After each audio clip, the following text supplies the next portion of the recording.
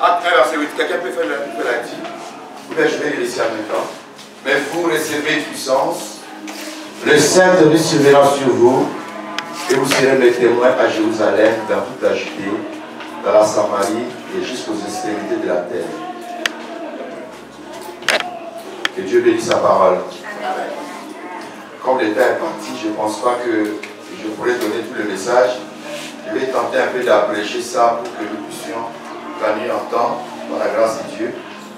Je sais qu'on va y arriver. Alors, ici, le Saint-Esprit nous rappelle la promesse de Dieu par Jésus-Christ.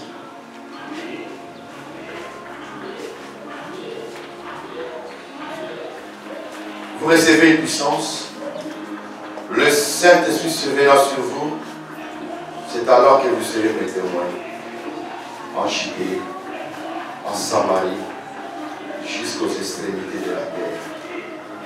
Ça, c'est le Seigneur qui le dit dans sa parole. C'est une promesse que Dieu a faite à l'Église au sujet du Saint-Esprit. Et cette promesse-là a déjà vu le jour depuis la Pentecôte juive, où les apôtres réunis dans un seul endroit, ils ont été visités par le Saint-Esprit.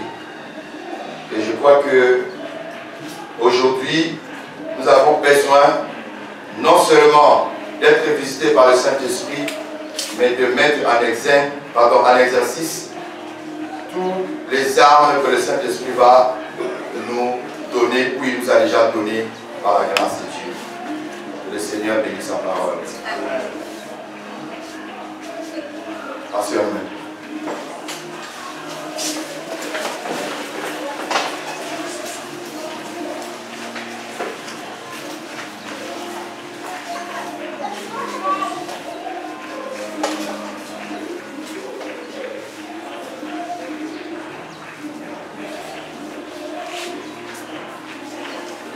Aujourd'hui, nous allons parler sur 3 éléments.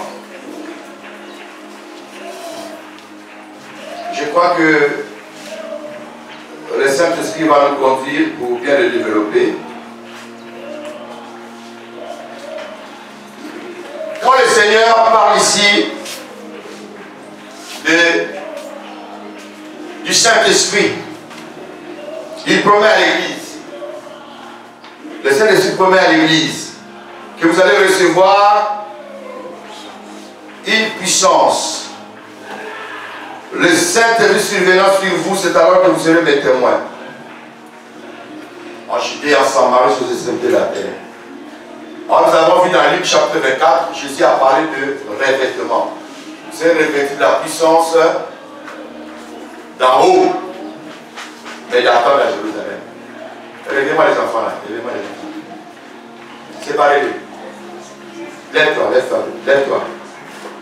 Lève-toi. Oui, lève-toi. Donnez une place quelque part là-bas. Séparez-les. Lui-même, il ne sait pas qui dort.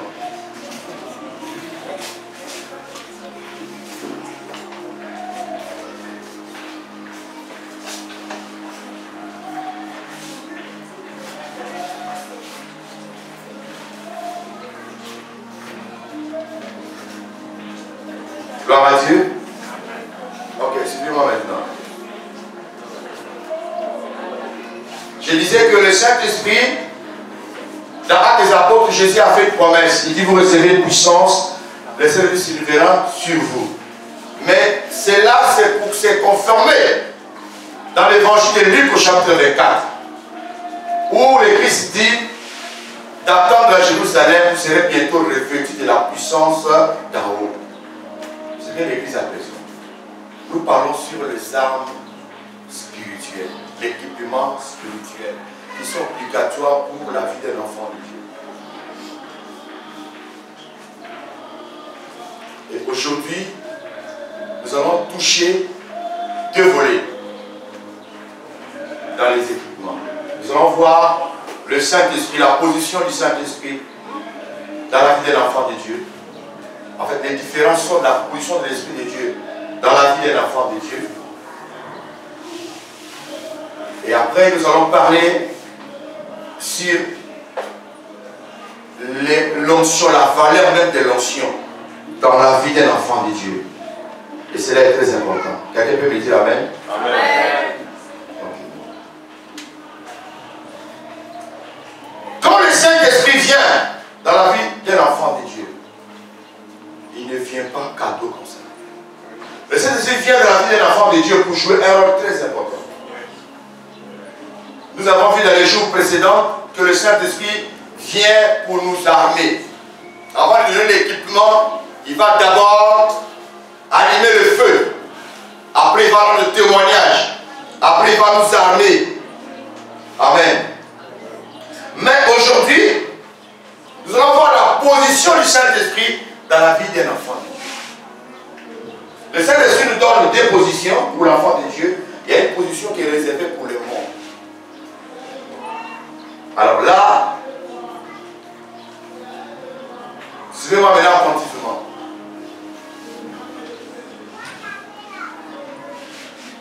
Le Saint-Esprit, quand il sera venu, il va descendre sur les apôtres. Mais avant la venue du Saint-Esprit, avant que le Saint-Esprit descende sur l'église, il y avait déjà la présence de l'Esprit de Dieu quand Christ est arrivé dans le monde. C'est-à-dire quand Jésus exerçait son ministère, le Saint-Esprit était déjà en mouvement dans le monde. Mais seulement, il n'avait pas encore habité dans la vie. Sinon, Jésus n'allait pas opérer les miracles qu'il a opérés. Le Saint-Esprit occupe trois positions. Deux positions pour les enfants de Dieu, une position pour le monde. Suivez-moi très bien. Il y a une position que le Saint-Esprit occupe pour le monde, il y a deux positions que le Saint-Esprit occupe pour les enfants de Dieu. Nous allons voir ça tout à l'heure. Pour le monde d'abord, cela commence quand Christ commence son ministère. Jusqu'à l'heure où nous parlons. La première position, on appelle ça l'Esprit est avec nous. Dis avec moi, avec nous. Avec nous.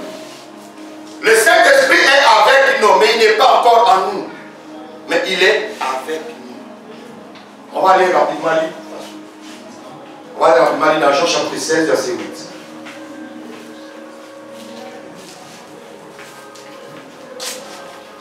Et quand il sera venu, il convaincra le monde en ce qui concerne le péché, la justice et le jugement. Amen. On dit quand il sera venu, il convaincra quoi? Le monde, on n'a pas dit l'église. Quand on prend le monde, ça s'écrit M-O-N-D-E.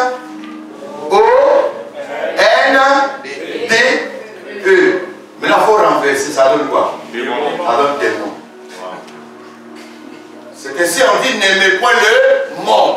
Parce que notre monde aujourd'hui, les diables contrôlent ça. Maintenant, qu'est-ce qui se passe? Christ, avec le Saint-Esprit, le Saint-Esprit s'adresse, le Saint-Esprit a un mot à dire au monde. Du ministère de Christ, quand Christ reçoit l'onction, dans les eaux de baptême, il exerce son ministère, il laisse l'église, et Christ est parti, le Saint-Esprit joue dans trois positions. Il joue une position où il est avec le monde, c'est-à-dire avec tout le monde, qu'il soit chrétien, qu'il soit païen, Saint-Esprit là. Quelqu'un me dit là, mais comment ça? On dit, quand l'Esprit viendra, il convaincra le monde à ce qui concerne le péché, la justice et le jugement. On dit, il va convaincre le monde. C'est parce que nous voyons cette femme adultérienne, quand elle a commis l'adultère, les pharisiens sont venus auprès du Seigneur pour lui dire que la loi de Moïse dit une telle femme doit être là, lapidée. Toi, tu dis quoi? La Bible dit que Jésus s'est baissé et puis a commencé à écrire. Il releva la tête et il a dit celui qui n'a pas commis l'acte que la femme a commise, qui prend la pierre pour jeter sur lui. Regarde maintenant le Saint-Esprit a joué son rôle. Quand Jésus a libéré cette parole, le Saint-Esprit va jouer le rôle de convaincre. Vous me suivez? Malgré que les pharisiens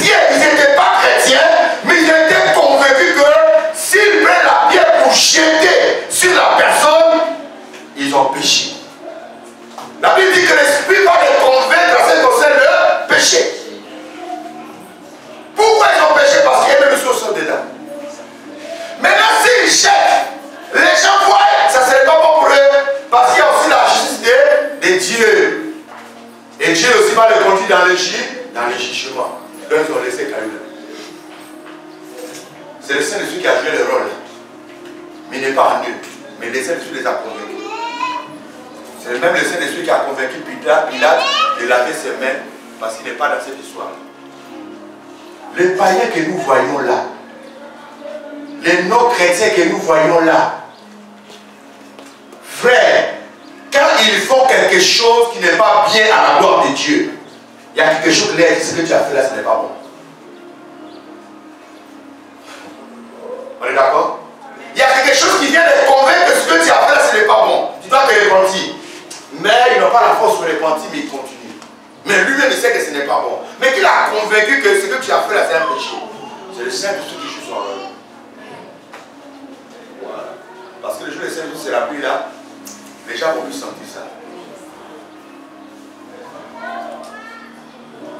C'est comme ça que nous voyons quand tu prêches quelqu'un l'évangile. Il a reçu la semence. Tu vois, à un moment là, il dit, bon, j'ai compris, mais donne-moi, je ne suis pas prêt. Quand il va aller dormir, quelques jours après, quelques années plus tard, cette parole va commencer à courir dans sa tête. Cette histoire va commencer à faire un travail. Tu te rappelles, on t'avait dit ça, tu avais refusé, ouais. Et tu te souviens maintenant que la société c'est par rapport à ça. Ouais. Allez, tu dis quoi? Oh non, mais là je l'ai changé. C'est l'homme qui l'a changé sa vie. S'il est de Dieu. Moi j'ai croisé aujourd'hui beaucoup de personnes qui sont devenues des pasteurs à Côte d'Ivoire ici. Quand ils me voient les hommes de Dieu, je voulais te dire quelque chose. Tu sais, une fois j'ai discuté avec toi. On a eu des échanges, c'était très houleux. Moi, je dis, bon, je ne me souviens plus. Mais non, tu m'avais dit une chose, après tu m'as dit, toi, tu vas servir Dieu. Moi, je ne me souviens plus. Il dit, depuis que tu m'as parlé là, je suis parti, mais j'ai mis ça en foutaise.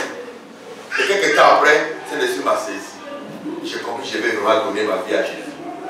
Alors, je ne sais pas du pasteur. Gloire à Dieu. Amen. Amen. Ça dit, c'est le Saint-Esprit qui joue son rôle. Maintenant, deuxième position, le Saint-Esprit vient habiter en nous. Qui avec moi habiter en nous? Voilà, ça c'est très important. Le Saint-Esprit vient habiter en nous pour jouer quel rôle? Ça c'est la deuxième position, mais ça c'est pour l'église maintenant. L'autre c'était pour tout le monde, mais deuxième position c'est pour l'église. Le Saint-Esprit a besoin de venir habiter dans la vie d'un enfant de Dieu pour faire de lui un enfant de Dieu authentique. Qui avec moi un enfant de Dieu authentique. C'est-à-dire, quand tu reçois le Saint-Esprit vient te mettre à part pour le Seigneur. Romains chapitre 8, le verset 9. Quelqu'un peut lire ça pour nous?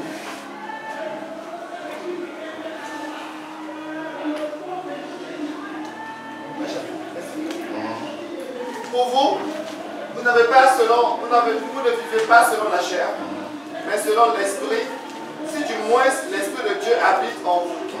Si quelqu'un n'a pas l'esprit de Dieu, il ne lui appartient pas. Si quelqu'un n'a pas l'esprit de Dieu, il ne lui appartient pas. C'est-à-dire pour appartenir à l'esprit de Dieu, il faut que Dieu soit en toi.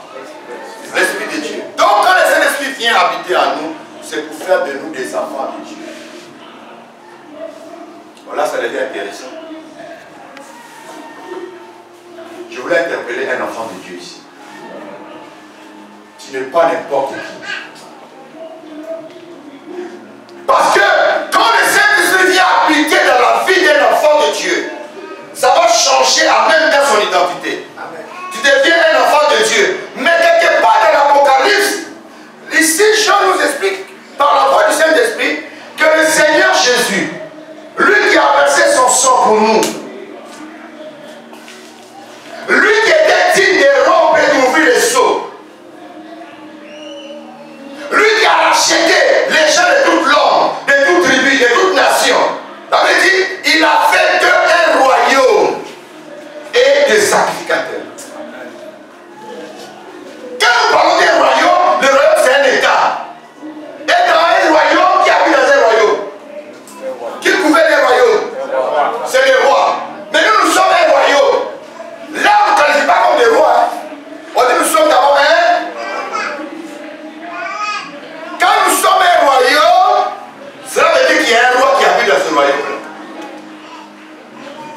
d'accord? Quand il dit que vous les avez vaincus, car celui qui est dans... Non, vous les avez vaincus, petits enfants, car celui qui est en vous est plus grand que celui qui est dans le monde. Le grand Dieu là est venu habiter en nous. Donc on est comment? Pour qu'un grand Dieu vienne habiter dans notre vie. Notre vie là est comment? Est-ce qu'il y a vraiment l'espace pour que ce grand Dieu vienne habiter dans notre vie? Si le grand Dieu vient habiter dans notre vie, c'est que nous avons vraiment de l'importance aux yeux de ce grand Dieu. Maintenant, ce n'est pas fini. Ce qui me plaît ici, c'est ce que le Colossien nous explique quoi. Non, Éphésiens dit quoi? Lui, il va vraiment dans la profondeur parce qu'il nous explique des choses réelles que les yeux du monde ne peuvent pas voir. Éphésiens 2, verset 6. On va lire ça.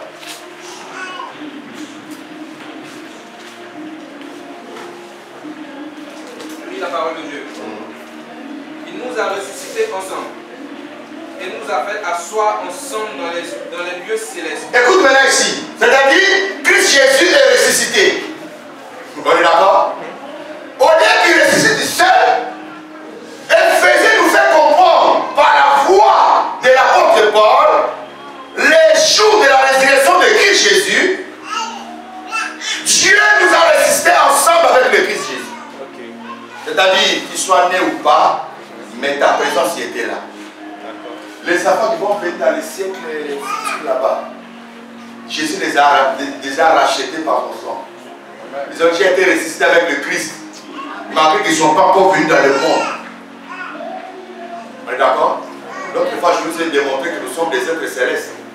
On est venus sur la terre. Après, nous allons repartir. Voilà pourquoi Jésus a laissé le ciel pour venir chercher le sien qui était perdu. Et ici, la Bible dit qu'il nous a ressuscités ensemble avec le Christ. Ça c'est 1, 2.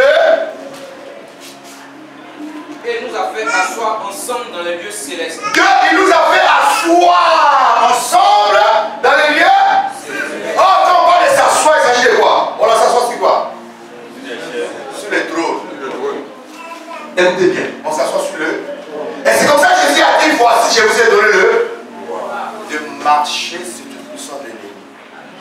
Parce que nous sommes assis sur le trône avec lui. Il nous a fait asseoir avec lui. C'est pas fini. Il dit quoi encore? En Christ. Le verset 7. Afin de montrer dans les siècles à venir. Attends.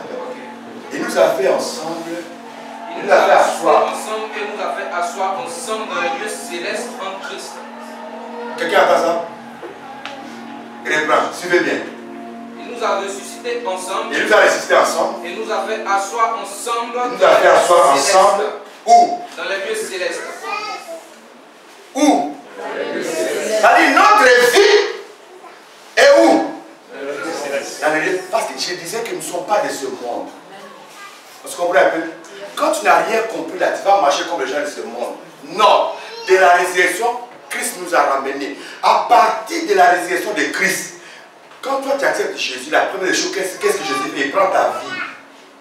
Il va avec ça dans le lieu. C'est là-bas notre vie doit être gardée, pas ici. Nous sommes comme des présidents, des rois de ce monde. Le matin, tu le vois, il était le gouverner, mais le soir, il ne doit pas dire. Il dort au Sénégal. Vous avez parlé pour l'État, on n'a pas trouvé le président. Il ne dort pas ici. Il nous a fait asseoir ensemble avec lui dans les lieux célestes. Maintenant, on dit qu'on l'a fait. En Christ. Ah? En Christ. Quand on dit un, c'est où? En Jésus-Christ. Donc quand on dit un, c'est où? Avec Dieu. Ok. Peut-être que vous ne comprenez pas, il faut que je fasse au milieu de démonstration. Voilà Jésus, voilà toi. On est d'accord? Quand tu acceptes le Seigneur connaît les dangers qui est dans le monde. Il prend ta vie, mais sans Jésus. Mais sans Jésus. Christ récite, tu récites avec lui. Il monte, tu montes avec lui. Dans le lieu céleste. Amen. Pour ta sécurité, la sécurité de ton âme et de ton esprit, Dieu prend ton âme et ton esprit, casse en Jésus. Dans le lieu céleste. Mais toi, tu marches sur la terre. Mais la vie que tu as n'est pas exposée ici. c'est caché là-bas. Maintenant, comment expliquer qu'un sorcier peut venir t'atteindre? Parce qu'eux aussi, ils opèrent dans les domaines spirituels. Vous comprenez un peu? Quand il va venir dans les domaines spirituels pour t'atteindre, il ne va pas te... Parce que ta vie est cachée où? En Jésus-Christ, dans le lieu céleste. Frère, si c'est la parole de Dieu, crois à ça, marche selon ça. Si des mots te disent un sorti que demain tu me verras chez toi, il faut rire parce que ta vie n'est pas cachée sur la terre. Ta vie est cachée dans le lieu céleste. On ne doit pas se ressembler à ceux-là. Nous là, notre vie là, a beaucoup de valeur devant Dieu. Et Dieu le cache dans le lieu céleste. Quelqu'un comprend? Voilà. C'est pas fini. Et quand notre vie est cachée là-bas, peut-être qu'il y a des choses que toi et moi, Dieu ne nous a pas permis de voir. Voilà pourquoi il est écrit que le juste vivra que par la foi. Nous ne marchons pas par la vue, mais par la foi. C'est-à-dire que Dieu ne permet pas certaines choses que nous puissions le voir. Maintenant, ceux qui sont de l'autre côté, je vais dire ceux qui sont dans le monde éternel, quand ils nous voient, ils voient comment nous sommes. On est d'accord? J'étais avec un frère, on marchait comme ça vers le Mahou, et puis il y a un monsieur qui venait, on l'a salué. Donc, il a salué le monsieur, moi je ne le connaissais pas. Il dit c'est son ami. Et puis moi aussi j'ai salué le monsieur. Et le monsieur, ils ont posé un peu, le monsieur est parti. Après moi, mon ami a fait comme ça. Moi il y a quoi? Moi le monsieur, quand il m'a salué, j'ai aussi un choc. Et puis je l'ai tapé par le dos, moi j'ai dit, allez, réveille-toi. Ça va mieux, ça va. Bon, comment moi je n'ai pas reçu les choses, toi tu as reçu les choses. Il y a ça aussi. Hein. Donc si ta vie n'est pas cachée en Jésus-Christ dans le lieu céleste, tu es exposé. Amen. Peu importe ce qui peut arriver, tu as la parole de Dieu en toi. Prononce ces paroles-là. On t'a donné ça pour que tu comprennes où ta vie est cachée. Tu n'as pas à avoir peur. Prononce cela.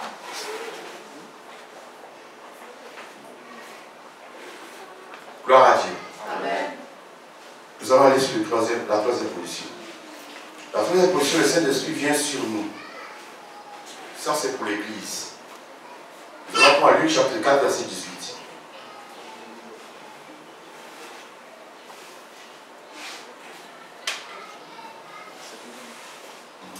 Luc chapitre 4, le verset 18. L'Esprit du Seigneur est sur moi, parce qu'il m'a oint pour annoncer une bonne nouvelle aux pauvres. Il m'a envoyé pour guérir ceux qui ont le cœur brisé. Vas-y. Pour proclamer aux captifs la délivrance et aux aveugles le recouvrement de la vue. Pour envoyer libres les opprimés, pour publier une année de grâce du Seigneur. Ensuite, il roula le livre, le remit aux serviteurs et s'assit. Tous ceux qui se trouvaient dans la synagogue avaient le regard fixé sur lui. Ok, merci. Tu reprends seulement le verset 18. L'Esprit du Seigneur est sur moi, parce qu'il m'a oint pour annoncer une bonne nouvelle aux pauvres. Il m'a envoyé pour guérir ceux qui ont le cœur brisé. Merci. Écoute bien maintenant ici. Regarde la troisième position. Première position, le Saint-Esprit est avec nous. Deuxième, l'Esprit est à nous. Quand ça est à nous, c'est pour faire de nous les enfants de Dieu. Troisième position, l'Esprit est sur nous. Quand on parle de sur, est-ce que c'est dans? C'est sûr. Maintenant, il dit que le Saint-Esprit, l'Esprit du Seigneur est sur moi. Il explique pourquoi. Il dit parce qu'il m'a oint. C'est-à-dire quand le Saint-Esprit vient sur quelqu'un, c'est pour déclencher ce qu'on appelle l'onction. Avec moi l'onction. Écoute-moi très bien. Quand Israël marchait, la Bible dit qu'il y avait la colonne des nuées qui se déplaçait avec eux. C'était la présence du Saint-Esprit avec eux. Et qui les couvrait. Parce que les dangers étaient partout. L'Égypte, à l'époque, c'était une nation qui était plongée dans la sorcellerie, dans la magie. C'était trop fort.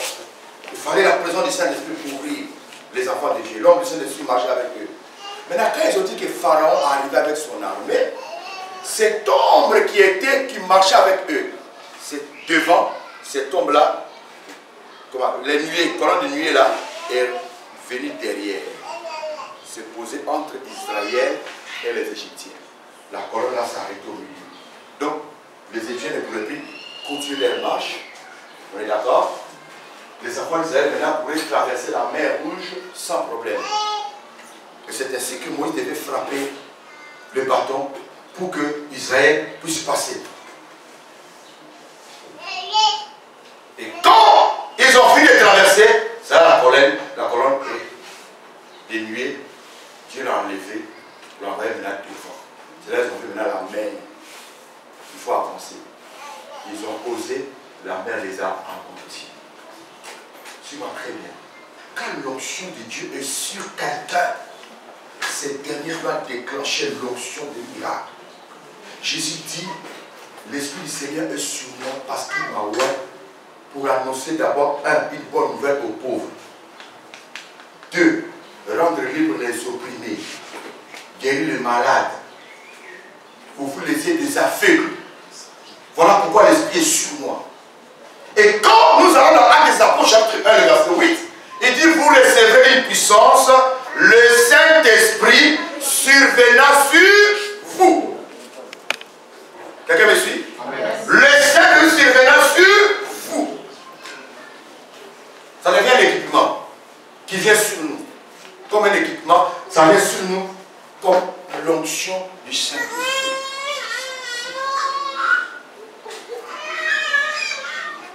Si toi, tu as dit à Satan, j'ai vu te servir, j'ai servi Jésus. Pendant tout le temps, tu l'as servi. Maintenant, tu l'as laissé. Il va te laisser aussi. Maintenant, ceux qui ont dit que bon, Satan, on est avec toi, nous, on continue la marche avec toi. Il a affaire à Dieu. Mais l'autre a fait qui? Avec ceux qui l'ont laissé. Ça, c'est vrai. Maintenant, ceux qui l'ont laissé, on les laisse aussi tranquilles. Ils sont seulement au nom de Jésus. Sors, je te chasse. Fais. Satan va se laisser tranquille. Il va te laisser aussi. Il va chercher quoi? Il va chercher à se défendre. Il ne va pas te laisser. Donc dans la liste là-bas, j'ai un plan. Il y a une église à Bobo. On appelle ça Fana. Le pasteur, ça fait tant. Il vous connaît. C'est vous qui ne connaissez pas. Les démons connaissent le nom de votre pasteur, le nom de fidèles. Il connaît tout. Il dit aux filles de Séva, je connais Paul et je sais qui est Jésus. Ils connaissent. Il sait comment Dieu l'utilise. Il connaît tout ça. Mais voilà pourquoi l'onction doit venir sur. Quand l'onction vient sur un enfant de Dieu, il va opérer des miracles extraordinaires. Parce que dans le domaine de l'onction, il y a des manifestations surnaturelles. C'est-à-dire, l'onction n'a pas de mesure. Le Saint-Esprit peut s'asseoir pas seulement sur l'homme. Ça peut s'asseoir même sur un objet. C'est comme ça que vous voyez que l'ombre de Pierre guérissait les malades. On n'a pas dit Pierre, mais son ombre. Vous comprenez? Ça dit son ombre dégageait une onction de la guérison. Quand il passait, les gens qui touchaient l'ombre, ou bien l'ombre touchait, c'était guéri. Paul n'a pas le temps d'aller dans d'autres églises, il a pris son mouchoir, il a prié, allez-y imposer les gens, et ils seront guéris. Ça, c'est l'onction qui fait ça. L'onction peut se poser sur quoi que ce soit, même sur l'eau, même sur l'huile. On est d'accord? On a fait une veillée au Dokui où j'ai prié sur la bassine d'eau. Quels sont ceux qui étaient là? J'ai dit envoyer de l'eau, puis j'ai imposé, j'ai mis la main dans l'eau, puis j'ai dit allez, montez. Il y a des délivrances qui sont opérées là. Mais moi j'ai donné quoi? J'ai mis quoi dans l'eau? J'ai demandé seulement au Saint-Esprit de voir de l'eau, c'est tout. Là où il y a l'onction, Dieu va opérer. Je vais te libérer un secret. Vous qui voyagez, qui allez dans les maisons en qui vous avez peur, il ne faut plus avoir peur. L'onction peut s'asseoir sur n'importe quoi. Amen. Amen. Si Dieu t'inspire de prendre de l'eau, de prier dessus pour verser, où les gens passent là, il faut verser ça. L'onction va rester là. Quelqu'un m'entend? S'il dit que du sel, tu prends du sel. Il dit prends huile rouge, tu prends huile rouge. Il faut prendre le piment. Tout c'est, il faut prendre l'habit, tu prends l'habit. Et il y a seulement la foi là que tu as envie de poser. L'onction va s'asseoir dessus. Amen. Il y a une maman à l'église de Dokui. Un dimanche, j'étais assis à la porte et puis elle est passée, elle m'a regardé. Elle a couvert pas son visage. Elle m'a regardé. Elle a dit, papa, tu peux venir. Je viens, on rentre dans la pièce qui est à côté là. Elle enlève pas. J'ai dit, tout son visage, ils ont tracé avec, c'est comme l'âme. Ils ont déchiré des scissions. Tu vois, dedans là-bas, c'est rouge. J'ai dit, mais c'est quoi ça? Elle dit, ah, la nuit j'ai dormi, le matin je me réveille, voilà ça. Personne t'a blessé là? Non, personne. Mais son mari est décédé. La coutume l'a imposé un autre monsieur, ça dit le grand frère. Selon la coutume du village. Donc le grand frère doit prendre la petite soeur. Et pardon, la femme du petit frère. Mais elle ne voulait pas. Au départ, elle a accepté. Après, le moment c'était compliqué. Elle a refusé. Le monsieur a dit d'accord, on va voir ça. Donc le monsieur, ça va prendre fétiche pour mettre sur elle. Et voilà les parades qui sortent. Il n'y a pas de sang, hein, mais tu vois, c'est déchiré comme ça. Puis c'est dans la chair rouge. Et puis je regardais, moi, ça c'est zéro ça. Je suis allé dans l'église, j'ai pris l'huile d'onction, et puis j'ai versé sur les plaies. Moi, je dis, maman, va te reposer, va dormir. La même manière que tu as dormi, tu as dit ça, la même manière que tu vas dormir, tu verras plus ça. Elle est partie, elle a dormi, elle s'est levée, ça a disparu. Le monsieur là, il est sorti. Quand il est arrivé le soir, il regarde, ça a disparu. Il dit, ah bon? Donc moi, je mets les passeurs à l'air. Ok, on va voir maintenant. Il est parti cette fois-ci, il a envoyé poulet avec des œufs, avec des joies. Donc, tard la nuit, il a préparé le poulet là. Avec les œufs, il a commencé à manger, il a pris canari, il a commencé à parler. Il tout derrière la maison, il parle. Il a fini, dit maintenant on va voir. Entre Christ et Satan, qui est Dieu? Qui est fort? Le lendemain, la maman m'a appelé. J'ai dit, selon la coutume, elle ne doit rien faire. Ça dit, elle-même, sa famille, là, ils ont accepté, ça reste la coutume. Elle ne doit pas quitter les messieurs. Donc, il n'y a pas de lieu de refuge pour elle. Donc, elle m'a appelé. Elle dit, papa, viens voir ce qui se passe ici. Moi, je dis, à quoi encore? Oh, voilà, ça m'a dit, d'accord. Frère, je suis parti là-bas. Je suis en train de parler à un enfant de Dieu. L'onction a été donnée pour toi. Amen. Le Saint-Esprit joue ces positions-là. Il faut que tu comprennes ça. On se comprend un peu? Amen. Il ne faut pas penser que non, quand on te donne un papier, mouchoir, c'est fétiche. Oh, comment j'ai touché seulement armoire et puis je suis guéri. Lui qui a fait ça, il connaît le domaine de l'onction. Que l'onction peut s'asseoir sur quelque chose. Mais comme tu as cru, tu as fait le miracle. Sinon, il n'y a rien dans sa main. Le Saint-Esprit prend une position. Alors je suis arrivé, j'ai dit à la maman, envoie-moi de l'eau. Elle a envoyé de l'eau. Elle m'a dit, envoie-moi du sel, elle a envoyé du sel. J'ai mis du sel là dans l'eau. Puis j'ai mis ma main ici, j'ai commencé à parler. Voilà, si cet homme est venu faire du mal à cette sœur, Saint-Esprit, occupe-toi de lui. À part d'aujourd'hui. Tu as déterminé. Je creusais un trou, maman, elle passe ici. Maison en bois, hein.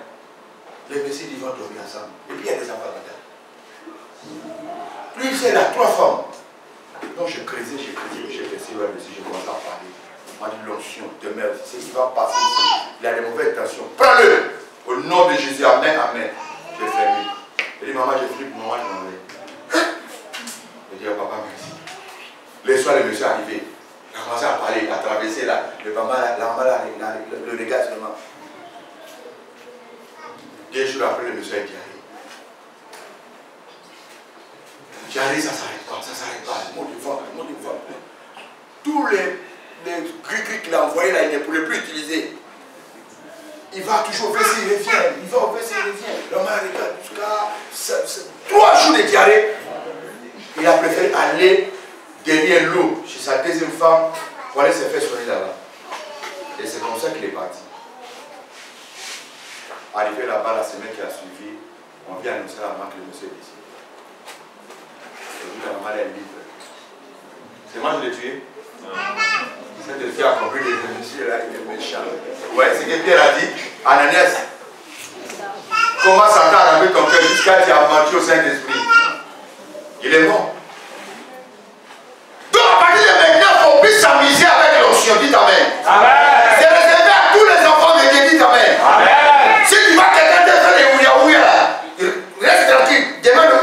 l'inspiration de la part du Saint-Esprit. Je prends quoi au juste? Je prends quoi? Si il faut prendre la Bible, prends la Bible, prie sur ça. Va déposer une passe là. Saint-Esprit va s'occuper de lui. Quelqu'un comprend? Amen, amen, pas. Mets tous les armes de Dieu en action dans ta vie. Et tu verras que Dieu va commencer à intervenir.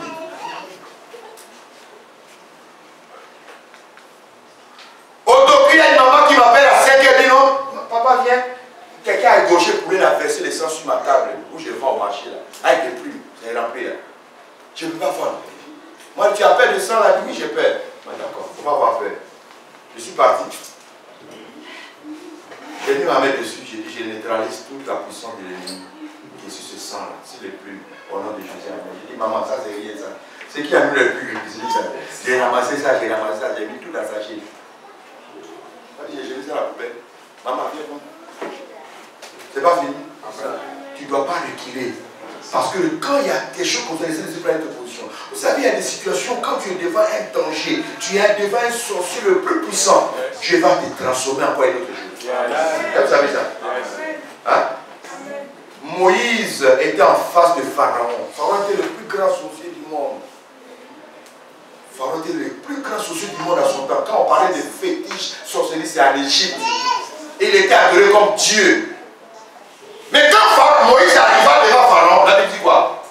Dieu a transformé Pharaon en autre homme. Il a changé. Pharaon est devenu quoi? Il a fait de Pharaon. Pardon, il a fait Moïse devant Pharaon, il a fait Moïse Dieu. Et Dieu les a tous avec les deux majuscules. Aaron, même que les ennemis sont interprètes, son prophète. Donc, étant devenu Dieu, voilà le tout-puissant et le moins puissant. Donc, Pharaon ne peut rien faire pour nous. Gloire à Jésus. Ça, c'est quand l'homme